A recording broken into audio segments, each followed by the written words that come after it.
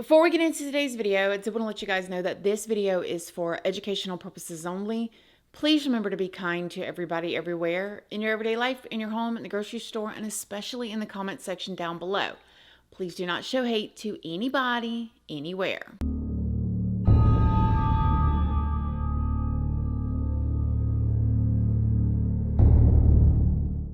Good morning, my lovelies, my beauties, my friends. My name is Christina and welcome to my channel.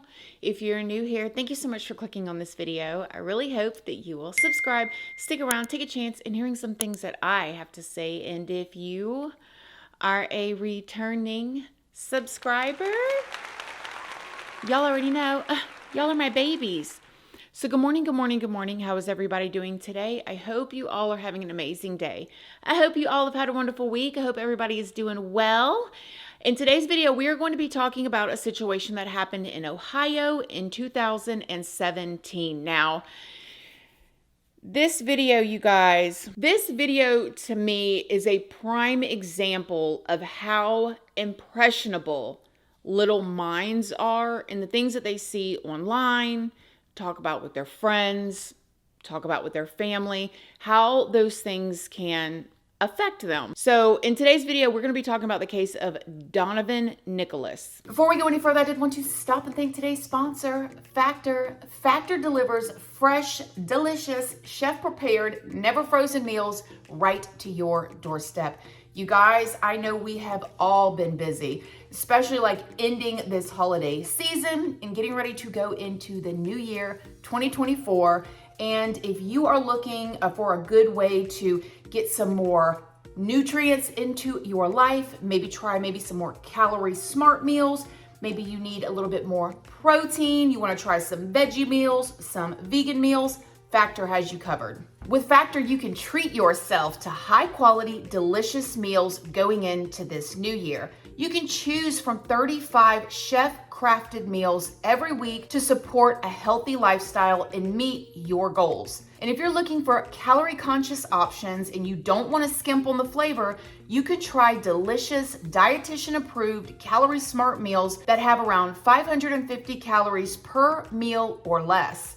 And if you need that extra boost to support your wellness goals and help you feel your best, try the Protein Plus meals with 30 grams of protein or more per serving. You guys, I love my Factor meals. I have been eating them for a long time now. They really help me with my time, help me cutting down from having to go to the grocery store, meal prepping, and all of that stuff. And you guys, going to the grocery store alone right now is so expensive. So you're going to the grocery store, you're trying to get everything together to maybe meal prep or get lunches packed for the week, or maybe you're at work and you're going through a drive-through every day and you're spending that 15 to 20 bucks. It is so expensive on lunch out somewhere.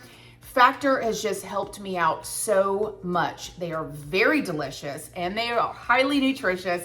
All I have to do is go into the refrigerator, pull one out, pop it into the microwave for 2 to 3 minutes, and I have a good meal. If you want to try Factor, all you got to do is go to factor75.com, use my code Christina Randall, and you can save 50% off of your first box today. Yes, just go to factor75.com, use my code Christina Randall 50, and you can start saving today. Thanks again, Factor. Okay, so let's just start at the beginning. Donovan Asher Nicholas was born on July 9th of 2002, and in 2017, he was 14 years old and living with his father and his mother. Donovan's mother was not technically his mother. She was a long-term live-in girlfriend of his father's. So this woman's name is Heidi, and she was 40 years old at this time, and Donovan's father's name is Shane. Okay, so Shane met Heidi actually back in the 90s,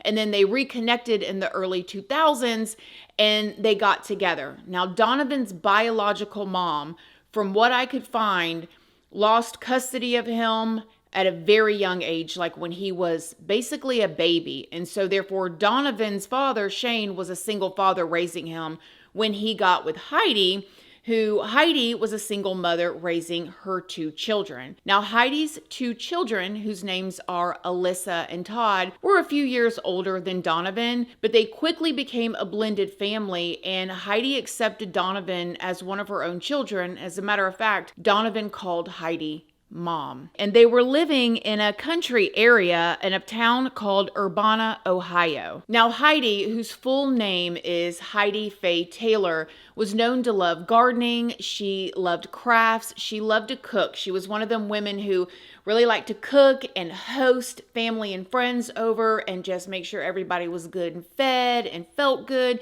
She loved being a mom. Absolutely loved being a mom, and spent some time getting to be a grandmother as well, and went by Nana. Heidi was described by one of her best friends as not bigger than a minute. So Heidi was 5'1" and she was 114 pounds. So she was a small, petite woman, but she had a big, strong personality. I mean, she was a structured mother and what some people would consider a strict mom, but very involved in her children's lives and very close with all 3 of her children. Heidi's 2 biological children, Todd and Alyssa, accepted Donovan as their sibling and really took him under their wing. This would be basically the only family that Donovan had ever had, the only mother that he had ever known, and the only siblings that he would ever know as well. Now, Donovan's father traveled for work, so he was gone most of the time, and Heidi was raising the kids. Now, as time went on, the 2 older kids became adults and they moved out of the house, and Donovan was still a young teenager and still living at home. So at this point, the only people that are living in the home is Donovan, his father, who's traveling for work all the time, and who he calls his mom, Heidi. So while his father's traveling all the time, it's basically just him and his mom. Now, when Donovan was younger, he was described as highly intelligent. Like when he was 3 years old, his dad said you thought you were talking to an older child. He talked very well, very clear. But as he got older, he just kind of grew into what people would describe as like an average kid, an average young boy. And because of him being an average young boy, he began to bump heads with Heidi. So, I mean, and that is completely normal. It does not matter if it's a stepchild, a regular child, a grandchild. When you have a young boy growing up, especially when it's that young boy, single mom, they're going to push you, right? I mean, it's totally normal. And he did. He began to bump heads with Heidi and push her. Now, as Donovan got older, he started to get into the internet. He had a cell phone, you know, when he was getting into his preteen years and into his early teenage years, and he would go to school and come home and be on his cell phone or be on the internet. And this is when Donovan found this fictional character online named Jeff the Killer. Now, do y'all remember Slender Man? Do y'all remember the video that I did about that with the 3 girls? If not, you guys go and watch that video next and you'll find out about that. But this is kind of like a Slender Man type character. It's in the same arena. It's in this creepy pasta arena. And again, this is a fictional character. However, Donovan, who is a young teenage boy at this point and is spending most of his time alone on the internet or on the phone, finds this fictional character and becomes obsessed with it. He's reading it all the time. He's internalizing it and he's wanting to know more. And people made so many different versions of this fictional character, Jeff the Killer. People would make fan art of him and all of this stuff. And he was completely engulfed. Let me tell you guys about this Jeff the Killer guy. So this, again, fictional online character was a 13-year-old boy who moved to a new town with his mother and father. Now, when he moved to this new town at 13 with his mother and father, he was getting bullied. He was getting picked on a lot. So this is already something that probably a lot of teenagers that are isolating or spending time alone in their rooms on the internet, they can kind of relate to. Okay, I feel alone. Oh, the cool kids don't like me, or I'm getting bullied. So Donovan is relating to this character at this point. Then part of this fictional character, Jeff's story, is that he was getting bullied. He ends up going to this party one night and his bullies are there. Well, his bullies jump on him and are whooping him. And Jeff gets the best of one of them, ends that one's life. I know it sounds so crazy, but again, this is fictional. Ends one of their lives, and then he wakes up in the hospital. When this fictional character wakes up in the hospital, his whole entire head is wrapped in bandages. When he begins to unwrap his bandages is when he finds out that his face is scarred from being burned because of this situation at this party, and he realizes he's disfigured. When he looks into the mirror, this character looks into the mirror, this is when he starts hysterically laughing at the leathery face and the burns. The doctor comes in and sees this and thinks it's just the pain meds. Oh, it's just the pain meds. But it wasn't the pain meds. It was Jeff taking on this new persona who would now be Jeff the Killer. From there, Jeff goes home and ends up cutting smile lines into his mouth, almost like the Joker. And then Jeff goes on this whole killing spree where he takes out his parents and then other people or whatever. So this is who, at this point, young teenage Donovan is spending his time reading and obsessing over, okay? Probably not the best role model and not even a real person. But whether Jeff was a real person or not, probably not a good idea. Donovan would later go on to say that he fell in love with this fictional character, Jeff, because he was powerful and he wanted to be powerful like him. And he wanted to be just like him. Not the killing part, but he wanted to be just like him in every other way. Donovan's parents had no idea that he was so obsessed with this character and thinking about it and reading about it. So Donovan held a lot of secrets. To everybody else at this point, now Donovan is 14 years old, he was just a quiet kid. You know, yeah, they would get on to him about stuff, or he would backtalk and just what seemingly was normal teenage stuff, but he was quiet. But Donovan had a lot of secrets that he didn't tell anybody. One of Heidi's best friends would later in an interview go on to say that in her personal opinion, Donovan was catered to, that he basically got everything that he wanted one way or another, and that he did not like to be told no. And then when he got into his hormonal years and he was told no, he didn't like it. My personal opinion is that Donovan was a catered child, as in he got just about everything he wanted. And he did not like to be told no. And I think that he got a burst of real anger in puberty. Our emotions are heightened. And I think he just got mad because he wasn't getting his own way. But there was way more going on with Donovan than him just being hormonal and not liking to be told no. Because there would be text messages that were found between Donovan and one of his friends from school that showed that they were talking / romanticizing the idea of hurting people. During this time of all of these secrets that he was keeping inside and him spending a lot of time at home alone with Heidi, with his dad traveling and his two older siblings being at this point 19 and 21 and moved out of the home, he would take out all of his frustrations on Heidi, which again, to most moms is kind of normal, right? You got your 14-year-old kid, they're crabby sometimes, like for the love of God. Like they come home from school, like, why do you have a chip on your shoulder? For no reason, right?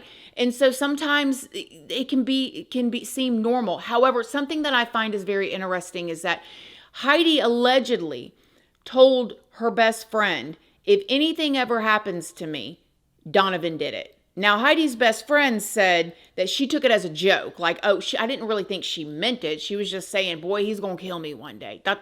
Which, I don't know, y'all. I don't say those things about my kids joking. Like, I know everybody kind of uses language in a different way, and some people say things more like shocking, they don't mean anything of it. But if my friend told me that, I would be concerned. But nevertheless, she laughed it off. She said that Heidi laughed it off like it was nothing. But what she did not know, and Heidi did not know, was that in April of 2017, Donovan would do something that nobody was prepared for. Heidi found Donovan's phone and found that he was texting somebody explicit pictures. So he's 14. It's April of 2017. She gets his phone and she finds disgusting photos. And she takes his phone from him. And she says, you're not getting your phone back until your father gets home. You can talk to him about it. I'm not talking about it. I'm not going to deal with this. You can talk to your father. This made Donovan very mad. On April 6th of 2017, it was a seemingly normal day. Donovan got up. He went to school. He came home from school. He took a nap. He cleaned his room.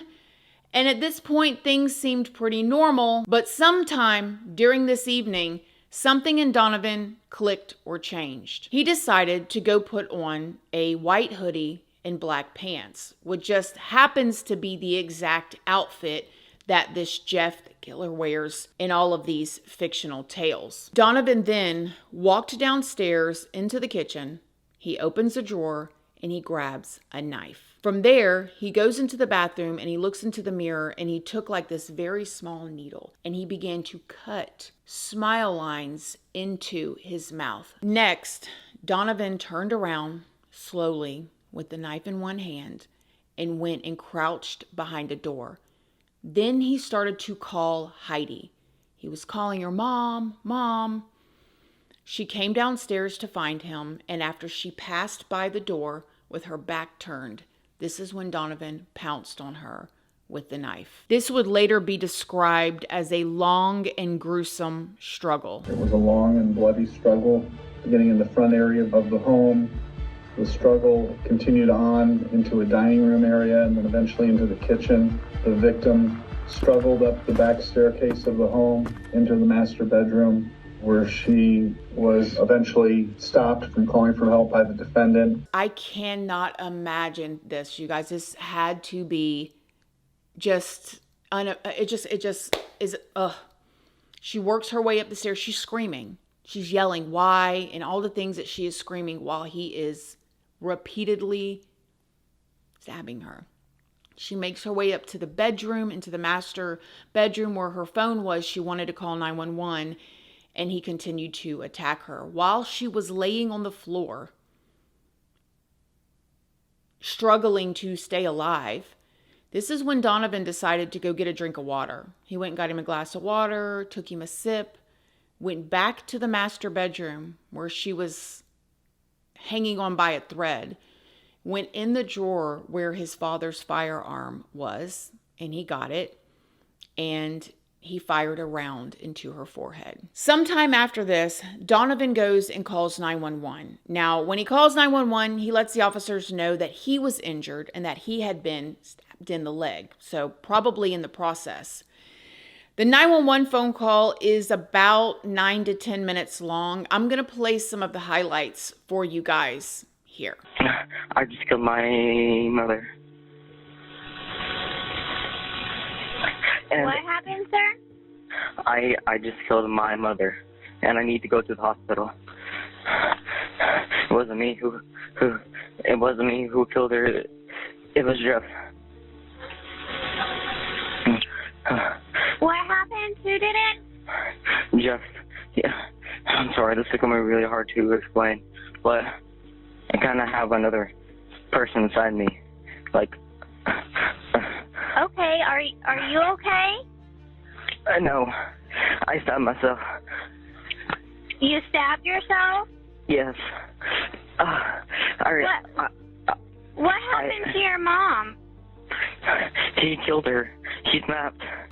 All right, are you able to say who's with you? I am by myself, me and Jeff. Okay, and what happened to your mom? What did you do? He stabbed her. Then he shot her. All right, so he stabbed her? Then he shot her.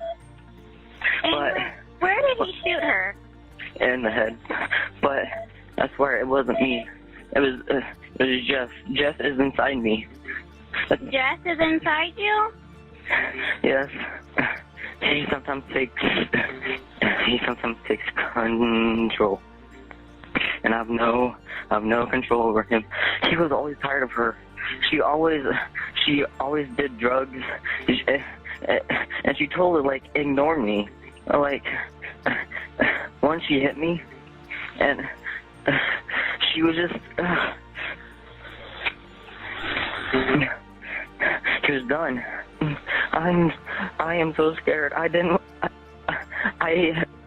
want to kill her. I hate Jeff so much. He's gonna make me die in prison. At the end of this almost 10-minute long 911 phone call, the police show up and they are questioning him, and then they arrest him. Now, you guys could hear in the 911 phone call that he is saying that Jeff did it and that Jeff was going to put him in prison and that he doesn't want to die in prison, and very concerned for himself. And it's just hard because this is a child, but I'm going to tell y'all how I feel about this. So it's just going to be what it's going to be. Okay. When we get to the end of this, if you don't want to hear my opinion, you don't have to watch that part. So yeah, he ends up being arrested. Now, originally they took Donovan to the juvenile facility. And then once the judge seen the horrific, gruesome crime and everything, and she had been stabbed over 60 times and then in the forehead. Now, a lot of people were throwing a fit about Donovan being transferred to the adult side because he was only 14. A lot of people thought after they heard like over 60 times and then to the forehead, a lot of people were agreeing with it, but there was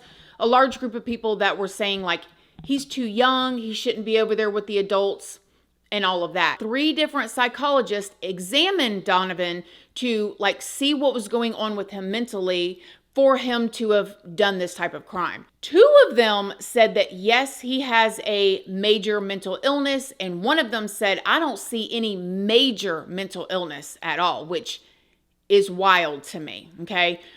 The first doctor that said that he did have a mental illness diagnosed him with depressive disorder, which is not something that I guess I would expect to be the diagnosis for this type of crime. I expect that to be possibly in there with other ones, but that be the only thing? Okay. The second one diagnosed him with dissociative identity disorder.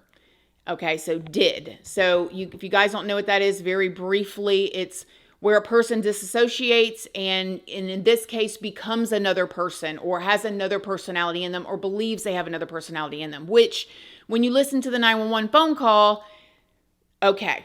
The third doctor again said, I don't see nothing that is major at all, which is so interesting that out of all 3 of these professionals, only one of them diagnosed him with DID after that 911 phone call.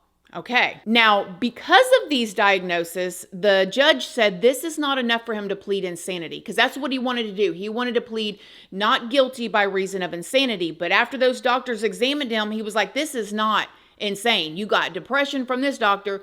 You got DID from this one, and then you got nothing from this one. So because he could not plead not guilty by reason of insanity, he was at the mercy of the court. And so Donovan went in to testify on his own behalf. And this is when he would talk a lot about this fictional character, this Jeff, and said that at first, like he would go from bad to worse on the inside, but that most of the time, the evil side basically inside of him wouldn't win, that he would choose the good side versus the evil side. And he also told the jury that he lost control of himself to this Jeff that was inside of him, and that it was like he was in a deep, deep trance. Well, the jury, I guess, did not accept that, or they did not buy it, and they ended up finding him guilty. Now, in 2018, when Donovan was 16 years old, he was sentenced to life in prison, and he would have been able to be eligible for parole in 28 years. That was his first sentence. Well, after he got sent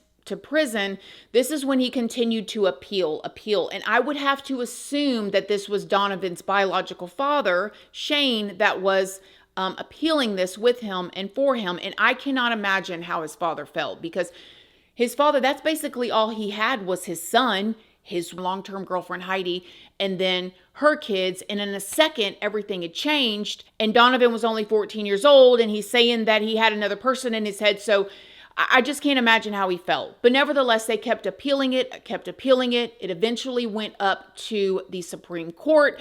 And the defense was basically saying that he did not get a fair shot. He should have been charged as a juvenile, not as an adult, because of all of these factors. And there was stuff that was left out of the court, a bunch of stuff. The Supreme Court accepted that ruling, and he went back and was charged as a juvenile. And then because he was charged as a juvenile, he was released this year, July of 2021. So he did it when he was 14, okay, in 2017. And in this year, 2023, he's out. He was about to be 15 when he committed this crime. And like 5 years later, 6 years later, he is out. Now get this. His big brother, Todd, who was Heidi's son, drove Donovan's dad to pick him up. So it is Donovan's dad in the passenger seat, Donovan's big brother, which is Heidi's son, driving, and they pick him up. Now, Todd said in an interview that when he picked him up, Donovan was sitting in the back seat. He's 21 now, right? Stone silent. Doesn't say a word. And you can just imagine the sound in the car was probably so quiet. It was like loud, you know. You've got him driving. He has no mother now. His children are missing out on their nana or their grandma. Everything changed. His sister, her children, she ended up having 3 daughters. They don't have their nana anymore. And now he's got this boy who he loved as his brother, who he played with, who he watched, you know, grow up, and watched his biological mother love this little boy, sitting in the back seat of his car, done picked him up from the jail 6 years after he took his mother's life, okay? So he's driving. Dad's in the passenger, he's sitting in the back. This is when Todd said something to Donovan, and Donovan responded, and he basically told him he didn't want to hear anything about him. He did not care basically anything. I don't want to hear anything about you unless you're getting Citizen of the Year. And the way that I understood it is he was, in my opinion, he was telling Donovan, like, you better not run a red light. You better not raise your voice to your dad. I better not hear anything about you unless it is you doing wonderful things for other people, is what it seemed like he was saying in more or less words. This is when he said that Donovan responded to him that, yes, that he understood and that he was really sorry and that he hoped that they could put this in the past and behind them one day. And then Donovan started crying. Todd, the brother, said that he told him that he loved him and as much as he cared for him, that it would never happen. Basically meaning like, we can never put this behind us. And I mean, I can imagine that's his mother. It was literally just 6 years ago. That was yesterday. And what he had to have done to go and pick him up too, it had to be for this guy, you know, that he was like his father. He was doing it for him and for Donovan because, like he said, he still loved him. That was like his brother.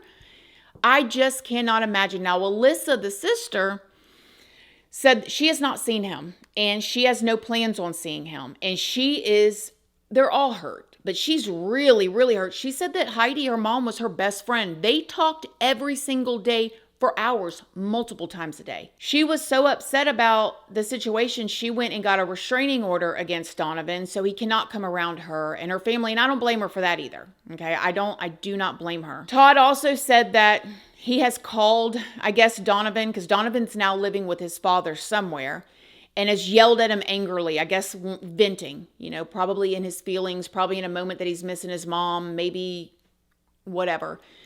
And that he said that the more that he tries to understand Donovan and his brain and what's going on with his brain, the more he's confused. Like he cannot understand him. So I don't really know what all that means, but he said it. Now, something else I found was interesting when I looked up Heidi's obituary. In the obituary, it says that she passed away in her home. And then under children, you know how it says survived by children? Guess whose name was on there?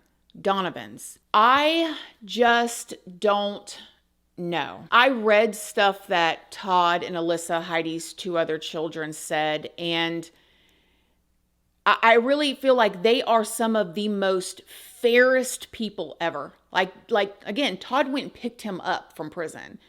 And when Alyssa was basically asked what she thinks should happen to Todd, like she was like, well, I don't know. I guess if he's going to get out and basically be a productive citizen to society and change and be a good person, then I guess he deserves a better chance. But never around me again. And I can feel her, but like, wow.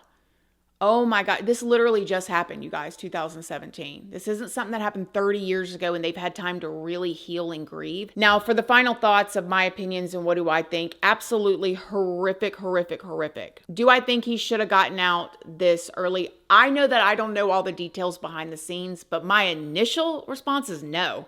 Are you kidding me? 6 years? Was he disassociating in jail too the whole time in there, or did it just go away after this situation? Like, I have a lot of questions, okay? What I can tell you is that young, impressionable minds being turned loose to the internet, you're cruising for a bruising with anybody even watching this. And I've said this before and I'll say it again. We have no idea what all this internet and this social media stuff is going to do to our children and affect them 30 years down the road from now. Most of us watching this, from looking at my analytics, we're adults, right? We've had childhoods without all of this, where we had to actually talk to people face to face, make eye contact, please and thank you and all of that stuff. It wasn't just text messages and emails, that type of thing. And so the way that a lot of children are growing up right now, like Donovan being engulfed in this fictional, horrific, definitely not a role model type of person, and then saying he wanted to be like that person, like, a lot of people are not prepared for what that can do psychologically to a child now or even later. He became obsessed with this. He became upset. And what about other kids that become obsessed with going viral?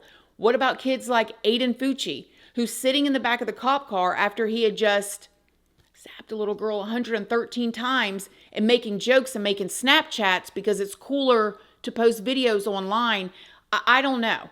I think Donovan, I don't know his real diagnosis. I'm not a doctor, okay? But just from a very layman's, I'm not a professional, my own opinion, I just wonder if he was just in that internet world and wanted to act it out.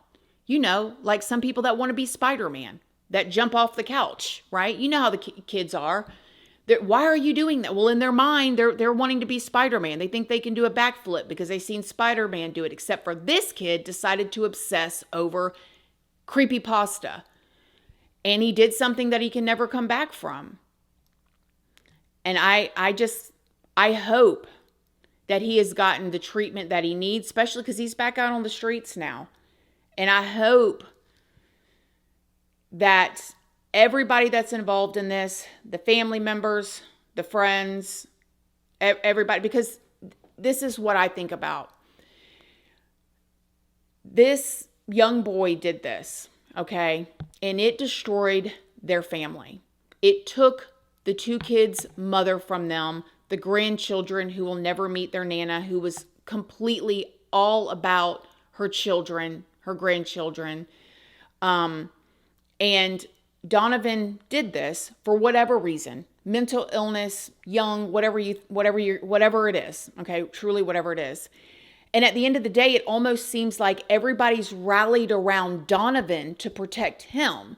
He's the one that has all of these defense teams fighting for him. He's the one who has his dad still fighting for him. And yet, so many people lost Heidi. I can't imagine how that feels to the family and the friends. But like I said earlier, what I read from Todd and Alyssa, they were more than gracious. I think that the way that both of them feel is fair. I think Alyssa taking out a restraining order and saying if he's changed, if he can be productive and live a life and happy and not hurt anybody else, fine, just away from me. I think that is absolutely fair and respectable. But wow, what a story. And it's not the only one we've heard like this, right? Slender Man, this story. There are other situations like this. The woman in South Korea that I was telling you guys about in a couple of videos ago, who became obsessed with true crime and decided she wanted to act it out. Like, I don't know. Check out what your kids are doing online. Y'all let me know what you guys think in the comment section down below. I love you guys. I hope you guys have a wonderful weekend. Hope y'all get outside, love your family, hug your babies, hug your grandkids, hug your nieces and nephews, hug your parents. And I hope you have a great weekend. I love you guys. Bye.